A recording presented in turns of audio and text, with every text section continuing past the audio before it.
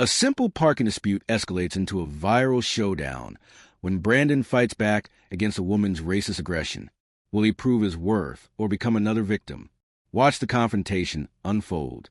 The sun beamed down over Willow Creek, a quiet suburban town just outside of Richmond, Virginia. Brandon Miles, a 34-year-old black graphic designer, pulled into the Oakwood Market parking lot, his mind more on the grocery list in his head than anything else. Eggs, almond milk, chicken thighs, simple stuff for the weekend. As he coasted down the row of cars, he spotted an open space just 2 spots from the entrance. Lucky break, he thought. He signaled and turned in cleanly, making sure his wheels were centered between the lines. As he shifted into park and reached for his door handle, the screech of tires made him pause. A white Lexus RX came barreling up beside him, stopping so close their mirrors nearly kissed. The window rolled down and an angry voice exploded out. "Hey, that was my spot," the woman shouted, her words sharp and entitled. Brandon turned slowly, taken aback by the hostility. The woman, a blonde in her late 40s with expensive sunglasses perched on her head, was already stepping out, slamming her car door as she marched toward him. "I had my blinker on. Didn't you see me waiting?" Brandon kept his voice calm, measured. "I didn't see anyone waiting. The spot was open." She crossed her arms, her lips curling. "Of course you didn't. You people never do." The words hit like a sucker punch. Brandon stiffened. He had hoped this was just some angry suburban argument, but that hope had just evaporated. "Ma'am, I didn't mean to upset you. I didn't realize." "You didn't realize because you don't care," she snapped. "People like you come into neighborhoods like this and think you own the place." Brandon's chest tightened. He scammed a lot. Other shoppers were glancing over, some pretending not to hear. He could already feel the pressure of their assumptions. "It's just a parking spot," he said evenly, trying to keep his cool. But she wasn't letting it go. She stepped into his space, jabbing a finger at his chest. "You don't belong here." Brandon looked her dead in the eyes, a calm storm brewing beneath his skin. "That's not your call to make." And just like that, the tension in the air thickened. It wasn't about parking anymore. It never really was. Brandon took a cautious step back. The woman, her name might as well have been Karen, was now toe-to-toe with him, fury radiating off her like heat from asphalt. "I'm not here for a fight," he said, keeping his tone calm. "I just want to get groceries and go home." She scoffed, as if the idea of him having something so normal to do was offensive. "Of course you do. That's what you people always say. Just here to take up space." The words made Brandon's chest burn. He could hear his heartbeat thumping in his ears, but he stayed rooted. Years of practice had taught him that responding in anger would only make it worse for him. "This is ridiculous," he muttered, half turning toward the store, hoping to end it before it spiraled. That was when it happened. Without warning, her hand lashed out, a sharp crack breaking the air as her palm connected with his face. Brandon's head jerked slightly to the side, and the sting of it pulsed through his jaw. For a second, the world stood still. Even the parking lot noise seemed to fade. His mind raced. Had she really just... She stood there, breathing heavy, her chest rising and falling like she had won something. "You don't walk away from me," she hissed. "You're not going to disrespect me and get away with it." Brandon slowly turned his head back toward her. His cheek throbbed. But what hurt more was a complete certainty in her face, that she could strike him, humiliate him, and face no consequences. That she was allowed to do this. The silence around them shattered when Brandon, without raising his voice, raised his hand and slapped her back. Not hard, just enough. A line in the sand. Her eyes widened in stunned disbelief, her hand flying to her face. You hit me." Brandon stared at her, emotion flashing behind his steady gaze. "Don't ever touch me again." Her scream tore through the air like sirens. "You're done. You assaulted me. I'll ruin you." People gathered. Phones came out. But Brandon wasn't running. He had defended himself.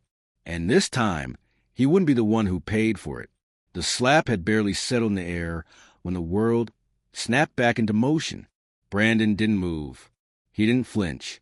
but he could feel every eye in the parking lot burning into his back like stage lights. A young woman across the way dropped her grocery bag, oranges rolling across the pavement. A man pulling a cart slowed to a stop, pulling out his phone like it was a front row seat to chaos. Karen, because that's who she was now, in spirit and volume, let out a wail that could have curdled milk. "You animal," she screamed, staggering backward as if she'd been shot, clutching her cheek like she'd never known pain before. "You're going to jail for this. You don't hit a woman."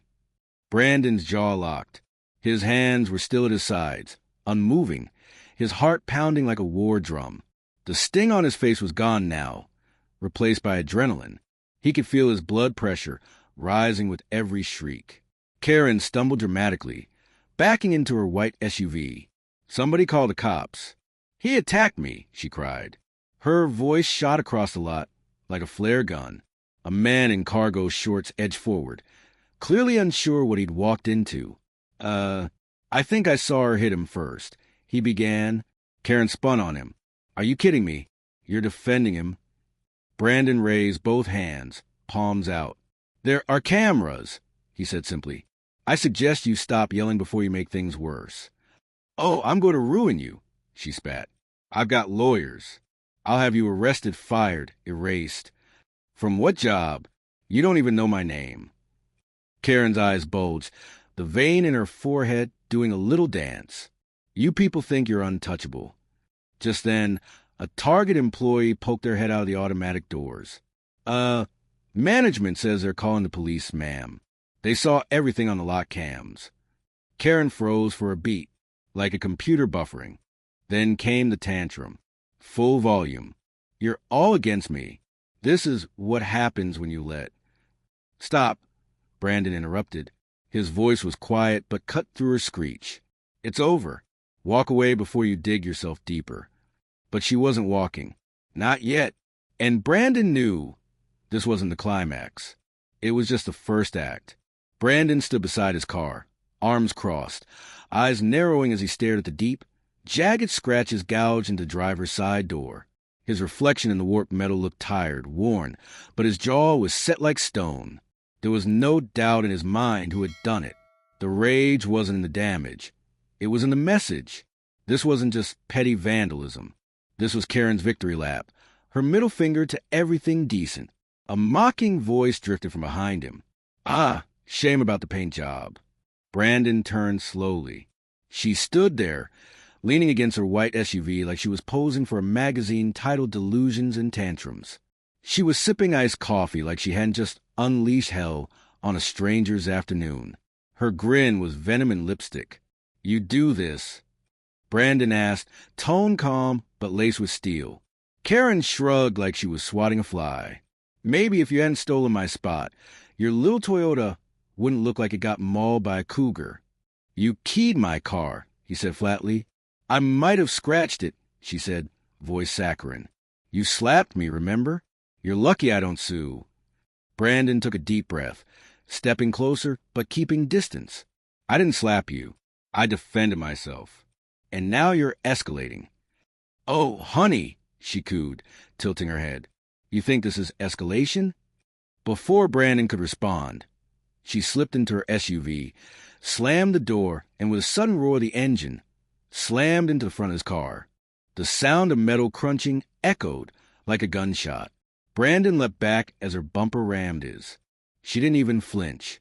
She reversed, then peeled away, laughing as she drove off like a deranged Fast and Furious extra. He stood there, stunned. A few onlookers gasped. One even filmed. Brandon muttered, "Okay, that's enough." This wasn't a parking lot beef anymore. This was a crime scene. As he reached for his phone, one thought echoed in his mind like a drumbeat. She thought she could walk away from this. She had no idea who she just messed with. Brandon gripped the wheel of his car, so tightly the leather creaked under his fingers. The smell of scorched rubber from Karen's hit-and-run still lingered in the air, mixing with the distant hum of traffic. He watched her white SUV disappear around the corner, the dent in his bumper still fresh, his pride even fresher. He didn't think. He started the engine. This wasn't about rage. It was about principle now. She thought she could commit a crime, taunted his face, then vanished like some twisted suburban outlaw. Not today. Brandon trailed her from a safe distance through the winding streets of Westbrook Heights. She blew through a stop sign, laughing like she was in a teen comedy, not fleeing a felony. His jaw clenched. A few blocks later, red and blue lights suddenly flickered in the distance. His breath caught. 2 patrol cars were already parked on either side of her SUV, officers leaning in through her window. She stood outside now, waving her arms like a puppet in full meltdown. Her shrill voice pierced the air. He hit me. He followed me. Arrest him. Brandon parked at the curb, stepping out slowly, cautiously. He didn't want to give her anything more to twist, but she was already in performance mode, pointing toward him like she was calling down fire from the heavens. I'm the victim here. You don't understand. He assaulted me back there, and now he's stalking me. One of the officers turned to Brandon, calm but firm. Sir, is this true? No. Brandon said evenly, hands visible. She vandalized my car. Then she rammed it. And now she's lying to avoid consequences. Liar. Karen shrieked. The officers exchanged glances. You got any proof? One asked. Brandon nodded. Checked the parking lot cameras at Maple Market. And someone out there was recording. I saw a phone out. Karen's face drained. That wasn't in her script. Officer Thomas spoke into his radio. Dispatch. Request footage from Maple Market lot. And be on the lookout for civilian recordings. We might have a hit-and-run and false report here. Karen lunged toward Brandon. You're ruining my life. Officer Thomas stepped in front of her, calm but firm. Ma'am, step back. I'm not done with him, she screeched.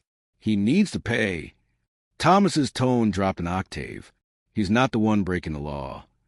And just like that, the narrative began to shift. Brandon said nothing. He didn't need to. The truth was finally catching up to her. Inside the station, Brandon sat in a plastic chair, its legs uneven and creaky, across from Officer Thomas in a small, sterile interview room. Fluorescent lights buzz overhead, casting a pale glow over the plain gray walls. A clipboard sat on the table between them, filled with notes and reports. Karen was in another room, screaming like a banshee according to the radio chatter. Apparently, she'd tried to break the station's water cooler. Twice. Thomas rubbed his temples. She's a real piece of work. Brandon nodded slowly. She thinks the world owes her something. Yeah, well, Thomas sighed. Today, she picked the wrong guy.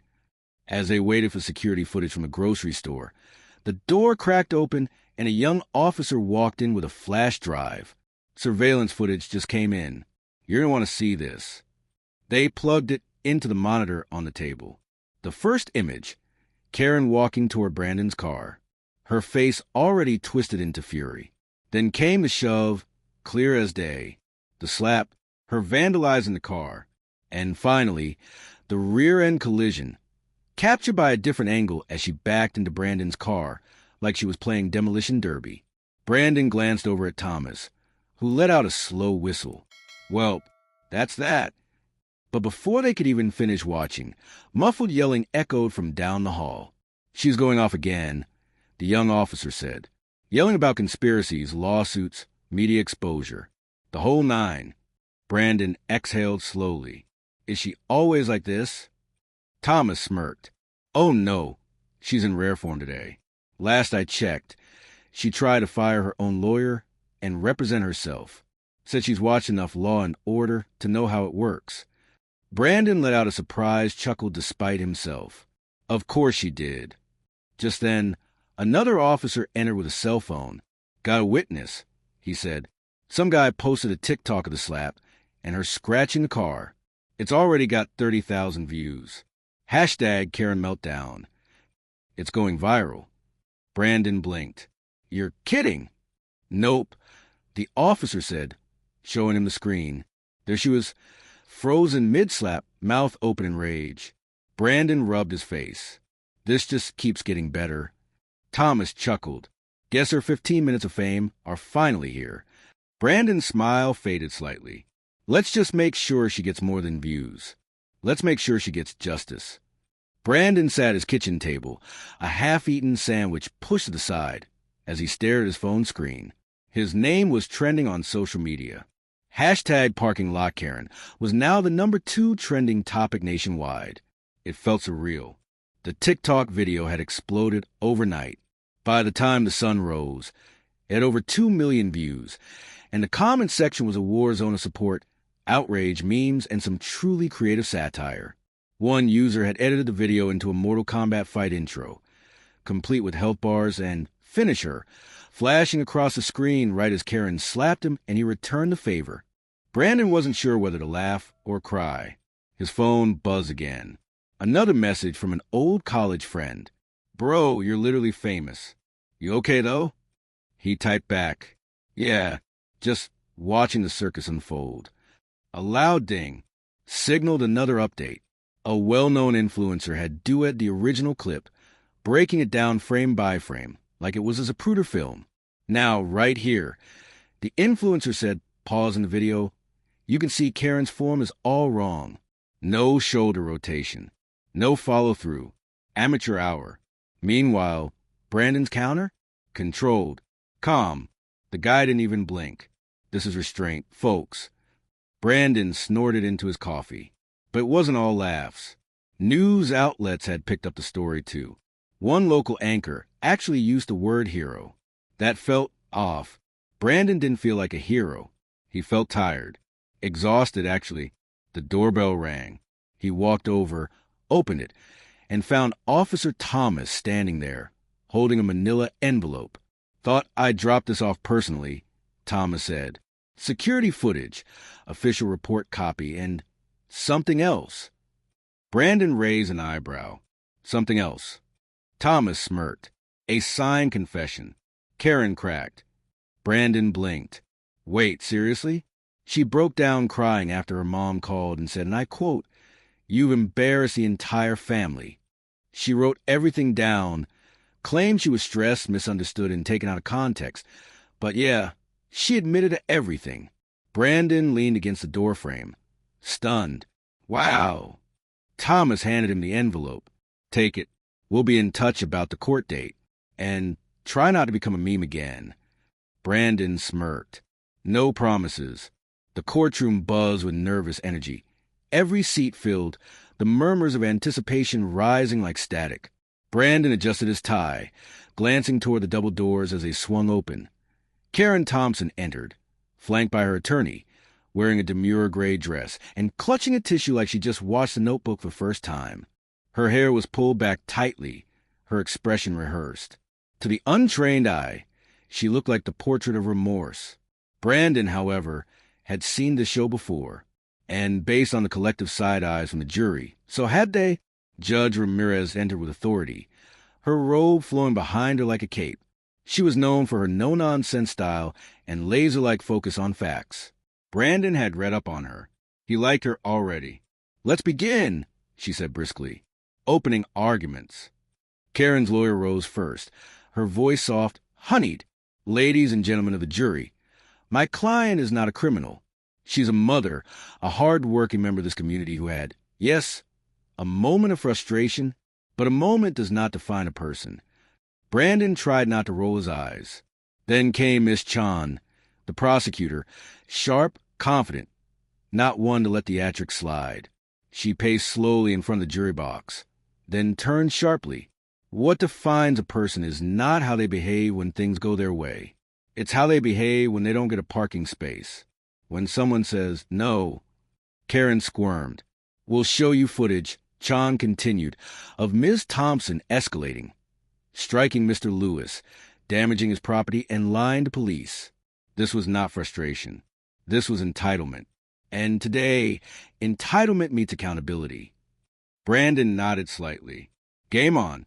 The first piece of evidence was introduced, the parking lot video. The slap echoed through the room's speakers like a firecracker. Some jurors flinched. The second slap, Brandon's, played quieter, almost anticlimactic. Karen's face turned red.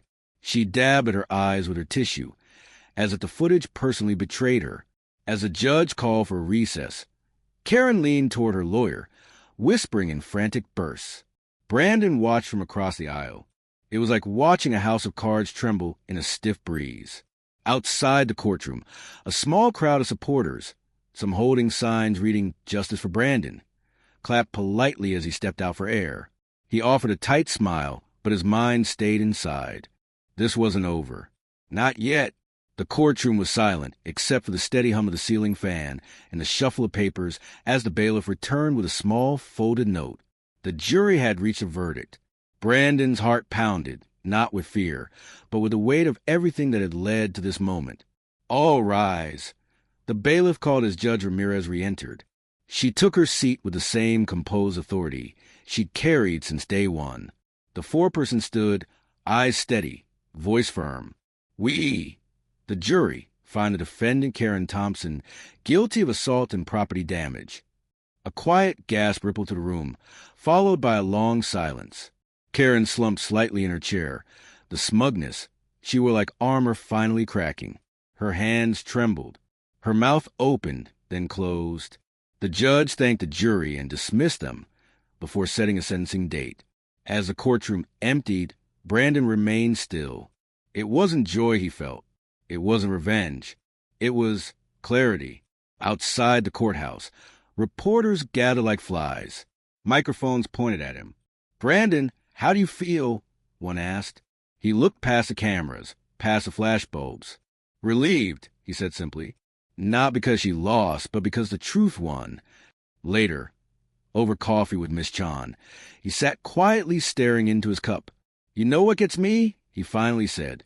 "That slap, it wasn't just about me. It was about the assumption that I didn't matter, that I wouldn't fight back." Miss Chan nodded slowly. That's what people like her count on. Silence, shame, fear. He looked up at her, his voice steadier now. "I used to think being calm, being the bigger person, was always the answer. But sometimes, standing up isn't about raising your voice. It's about not backing down, even when they scream louder." She smiled. "That's the lesson, Brandon. You didn't just defend yourself. You showed the system you wouldn't be erased." As he walked his car, past the dented fender and the now faded scratches, Brandon ran his hand along the paint. The damage remained, but it didn't define him. People like Karen would always exist. But as long as people like him stood up, told the truth, and demanded to be seen, not just as victims, but as equals, things could change. One voice wasn't enough, but it was a start. The late afternoon sun cast long shadows across the quiet street as Brandon stepped out of the courthouse for the final time. The verdict had been read. Karen Thompson had been found guilty, her entitlement stripped bare in front of a courtroom full of strangers. Justice, at least this time, had spoken. But peace? That was something else. He paused on the top step, staring out the street. Cars rolled by. A bus hissed to a stop. Two kids zipped past on scooters, laughing, oblivious. The world kept moving. His hands were tucked into the pockets of his jacket, but his shoulders carried a weight he couldn't shake. Behind him, Miss Chan emerged, her expression calm. "You okay?" she asked, stepping beside him. Brandon nodded, but didn't look at her. "I should feel better." "But I don't." "Not really." She was quiet for a moment. Then she said, "That's because this wasn't just about you. It was about everything behind what happened to you." He finally met her gaze. "I tried to walk away. I tried to be patient. And it still wasn't enough to stop her from seeing me as less than human." "That's not your failure," Miss Chan said softly. "That's hers." They stood in silence for a beat. Brandon exhaled, the air cool against his skin. "You know what gets me? If I hadn't slapped her back, I'd be haunted by it. But because I did, I'm still the one who had to prove he deserved to be treated fairly." Miss Chan nodded. "That's the trap they set. You're damned if you do, invisible if you don't." He gave a small laugh, bitter and tired. "I just want to live, you know? Not as a symbol, not as a suspect. Just live." "You did more than that," she said. "You fought back with your truth." And a whole room listened. Brandon looked down the street, his past still uncertain, but lighter somehow. "Maybe it won't change everything," he said, "but it changed something." Miss Chan smiled. "And that's how it starts." Brandon walked forward one step at a time, each one a quiet act of defiance and of hope.